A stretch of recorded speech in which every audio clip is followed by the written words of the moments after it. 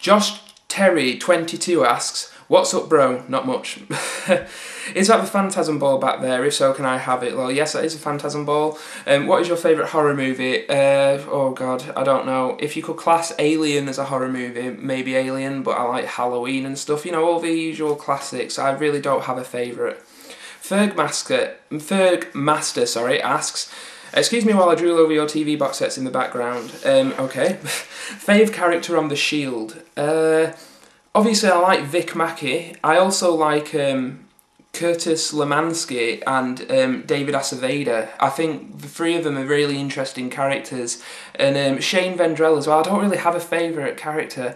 Although, I suppose my favourite character, the one I enjoy watching most, is probably Dutch, the detective. I think Dutch is brilliant, and the actor who plays him, Jay Carnes, I think is fantastic. So yeah, my favourite character in The Shield is probably the Dutch. Favourite season of The Shield is probably season 2, although all the seasons are consistently brilliant. Although I think my least favourite season is probably season 7, just because it's not very accessible.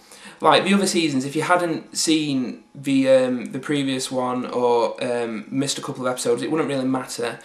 Although they did have really, overreaching story arcs and recurring characters, all that stuff, all the good stuff. Season 7 is like, you have to have seen everything that came before it to get it, which none of the other Shield's seasons were like that, weirdly enough. I think Ferg Master, you've seen it, so you'll know what I mean, but yeah, season 7 wasn't very accessible, and I just thought it was a bit of a farce, although I did really like the finale. Have you started Battlestar yet? And if so, what do you think? Yeah, I've started it. I've watched the mini-series and I'm halfway through season 1. I think it's really good, although I wouldn't say it's as brilliant as people have made out, like critics and stuff, but hey, I'm only halfway through season 1, there's like 3 other seasons to go, so I could very well be proved wrong. Vlogging Bastendo asks, "What's your favourite dinner?" I think I already answered that, pizza. What do you think is the worst milked out movie? Probably the Saw movies, as I was saying before. Popcorn or chips while seeing a movie? Chips or crisps, as I call them, because I don't like popcorn. Divinaturna, Jack, basically. He's called Jack, right? I know him in real life. What is your favourite comedy show? If you mean like televised kind of comedy, it's probably Mock of the Week. I prefer it to 8 out of 10 cats. I think Mock of the Week is brilliant. What's inspired you? Filmmakers like Quentin Tarantino, Kevin Smith, the kind of indie filmmakers that have really made it big on their own terms. I dig people like that. They are probably my favourite inspirations. What's your motivation? My motivation is, if I wake up, say when I'm 30 years old, and look in the mirror and I'm a manager at McDonald's or something like that, I would probably kiss the business end of the shotgun. Like, my motivation is to not be normal. So that's that. Okay, my good friend Razman's Reality, if you haven't checked him out already, check him out, subscribe, he needs subscribers, he's awesome. He's put, "Congrats, Buzz, thanks for what you said, I feel the same way." Aww. "I don't think you answered this before, dude. How do you feel about DNR in a Blu-ray? I hate it. Grain is film. Trying to remove it just makes no sense at all."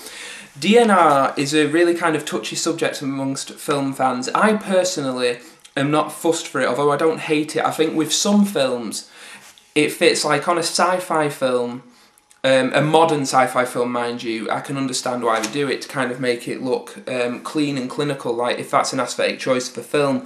Although it leaves behind, and especially this is evident in the Terminator 2 Blu-ray, this weird pixelization in the dark scenes, which just look absolutely shit. So DNR, I really think we should just leave films alone. By all means, give them an HD transfer, obviously, because we love Blu-ray, but don't fuck with the film grain, because it ends up just not working. You can tell when they've done it and it doesn't look right, so leave it alone.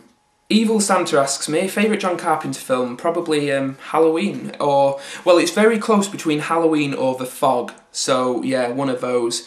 Mr. Movie Night asks, what is your favourite film on Blu-ray for picture quality? Without a doubt, the best Blu-ray picture quality I've seen is Zodiac, the director's cut, so yeah, that is just insanely good. What is the strangest film you have ever seen? Strangest film. A really strange one I saw recently is Charlie Kaufman's latest. Obviously he did Being John Malkovich, an adaptation, he wrote them. He did his directorial debut, Synecdoche, New York, which is well worth checking out. It's a brilliant film, but it's very weird in that it uses metaphors as literal things and stuff, and it kind of blurs the line between reality and dream and shit like that, so that's a very peculiar film. Although the flat out strangest film I've ever seen is Freddy Got Fingered. I know I've just talked about Synecdoche, New York and Freddy Got Fingered in the same sentence, how bad am I? But yeah, Freddy Got Fingered is just, you sit there and watch that and you think, this is it's either the ultimately brilliant mindfuck or it's awful. I'd probably vote for the latter. Does your girlfriend like to watch horror films with you? She'd watch anything with me, really. I talked her into watching Blade Runner, so go me, because, you know, she's a girl and stuff who doesn't really give a shit about films, but no, in all honesty, she likes films. She has quite good taste, and yeah, she'll watch anything with me. What do you do for a living? I do YouTube videos. God, I'm trying to find a job at the moment. Really, like, I've been handing out CVs and resumes everywhere, but I just can't find a job. But I'm going to keep trying because I really need the fucking money, because I'm saving for Comic-Con next year. Hopefully I'll get to go to that, and it's going to set me back about $2,000. So I really desperately need a job. If anybody can give me a job, give me a fucking job, please. And he asks, how do you feel about all these remakes that are being continuously spit out by Hollywood? Yes, remakes, you know, you should come up with original ideas and stuff, but I'm not completely against remakes, because I think if it raises awareness of the original, then fair enough. Some remakes are good. Look at Rob Zombie's Halloween, that was actually quite watchable. So yeah, I don't really have anything against remakes, because, you know, if you don't like a remake, don't bitch about it, don't, you know, just fucking go watch the original. If you don't like a remake, just watch the original. That's what I think anyway. Captain Jack Hartness 4 asks, favourite Kevin Smith film, Chasing Amy. Who is your favourite character from 6 Feet Under? Either Nate or David. I think the two brothers are brilliant, but it's probably Nate. Have you started watching Buffy yet? Yeah, I have started watching Buffy. I've just seen the episode Ted with John Ritter as the robotic dad or whatever. I thought it was pretty badass. I love John Ritter. My good friend Andre Delamore 0 asks, what's your favourite orifice? I don't know. Probably the arsehole in the gayest way possible. Got any piercings? I used to have the shit pierced out of my ear, but it kind of, you know, got infected and dropped off, so no, not anymore. I don't have any piercings, especially not on my penis, which is what you seem to be getting at on here. What is the first film that gave you an erection? Oh god, I can't remember that far back. It was probably, I don't know, Batman maybe? That spandex really does it for me. Would you say, or admit is more like it, that The Dark Knight was a piece of shit for $50 million? Personally, I think that anyone who thinks The Dark Knight is a piece of shit has something wrong with them, Andre. You know how I feel about The Dark Knight, and you know how I feel about your hatred for The Dark Knight.